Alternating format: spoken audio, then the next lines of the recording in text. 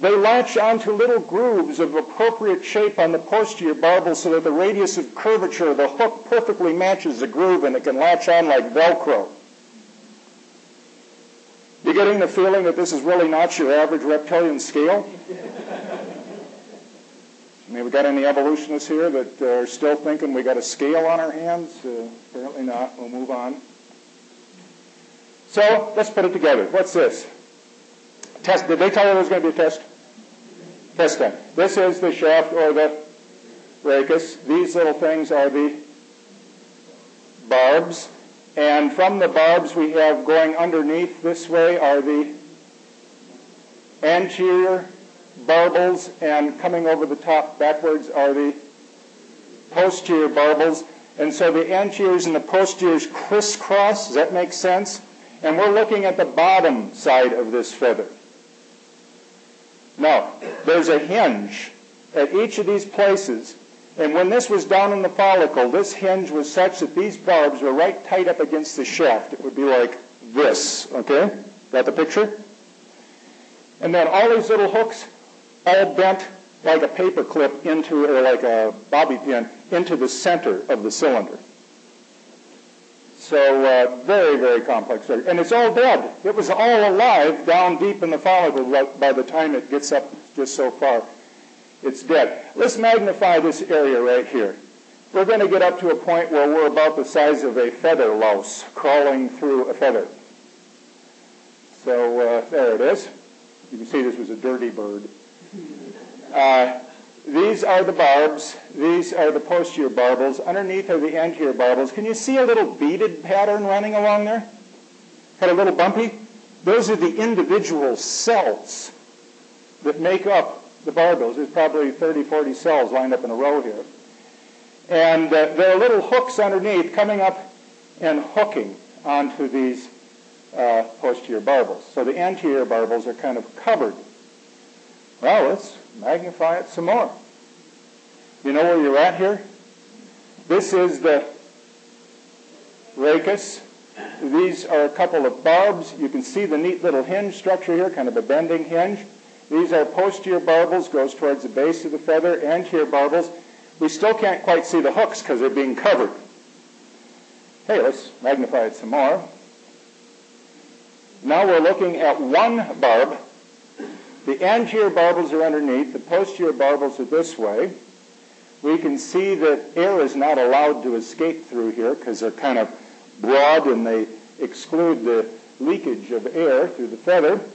And now what we're going to do is remove the posterior barbels so we can see the underlying anterior barbels. And when we do, what should we see? Hooks. Hooks coming up. So let's do that. Now there are the little hooks. And the little hooks have hinges.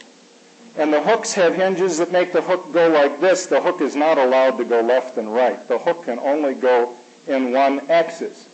And the little hook is going to hook on a groove on the other barbels. So what we'll do is put the posterior and anterior barbels together here and look in an area where we can see some detail. Notice that the posterior barbels have little grooves. They look like celery sticks. You got this little trough in there, right? And you see the lip on the edge of the trough is narrower on this side than this side. And the curvature of the lip matches the curvature of the hook. The hook has a hinge, so the hook can move over and grab the edge of the trough. Now, the way this all happens is a bird just takes its beak, gets a little oil, and does this, and that just combs these millions and millions and billions of hooks all together. You see birds grooming their feathers. You've taken a feather and run your fingers down it after ruffling it. These things all hook together automatically like Velcro. Now, I know you think this is complicated, but it gets worse than this. We're going to flip it over, and now we're on the top side of the feather. So now the anterior barbels are on top, posterior's underneath. We got the little hooks. And let's start magnifying. Right there, see that box? Up it comes. Now, I don't even know if I should get into this. It's just like, it gets more and more complicated. These little hooks have disconnected temporarily here. And this is one of these anterior barbels that has the hooks. And this little thing would bend like a fishing pole, but it has a little jumper strut that runs along that leaves the surface and goes away from it and then reattaches. And I don't know if you're familiar with sailboats. It's like a spreader on a mast to keep the mast from bending. Or window wipers sometimes have a little jumper strut to keep the wiper from bending. But you have mechanisms to keep the flexibility down to an acceptable level. I mean, think of the parts. If you take a Swiss watch and you start magnifying the little gears in a Swiss watch, the more you magnify it, the more dreadful they look. Long before you get to this magnification on the finest Swiss watch, there would no longer be any complexity. You'd be looking at the end of one of the teeth of one of the small gears. You'd be looking at a broad field of crude metal with scratches and dirt on it. But when you take something made by the hand of God and you magnify it, the more you magnify it, the more incredible, the more overwhelming, the more awesome it gets. Yes, magnify it some more.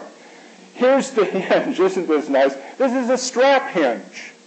This little hook, in order to be able to swing, see, to catch, has a little strap hinge. Here's a little guiding probe, apparently, that guides the hook in, a little finger that comes up here. Here's one of those little jumper struts. I mean, think of how many of these there are in one feather. Think of how many feathers on a bird. Think of all this stuff growing, that it was once alive and died and formed this structure. It's just simply overwhelming. Then put it all together and think of one peacock feather.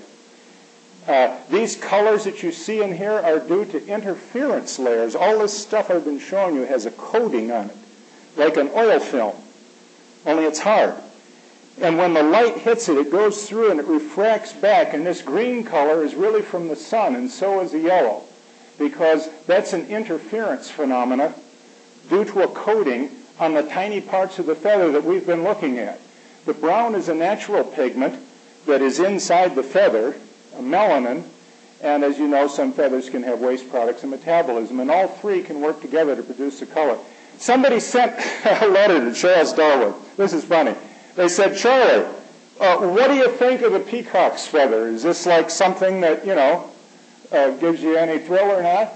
And Darwin, in a letter to his creationist friend Asa Gray, wrote back, he said, the sight of a peacock's tail, whenever I gaze at it, makes me sick.